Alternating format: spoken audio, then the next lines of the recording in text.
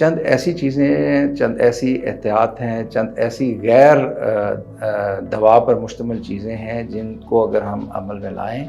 تو گھٹنوں کے درد میں بہتری کی جا سکتی ہے۔ مثلاً ایک تو ہم جو ہے وہ اپنے گھٹنوں پہ اگر نی کیپ چڑھا کے رکھیں تو گھٹنے کا جوائنٹ سٹیبل رہتا ہے، اور پھر بالعموم اس میں چونکہ رگڑ کم ہو جاتی ہے تو پھر درد کم ہوتا ہے۔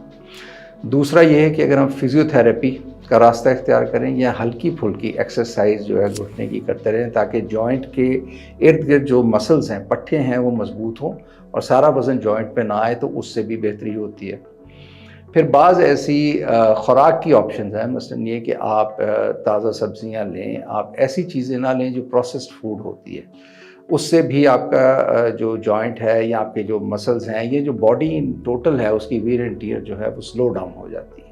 کیونکہ جو فری ریڈیکلز یا آکسیڈنٹس ہوتے ہیں ان کی موجودگی کی وجہ سے گھٹنے کی یا باقی جسم میں جو تکالیف ہمیں ہوتی ہیں ان میں اضافہ ہو سکتا ہے۔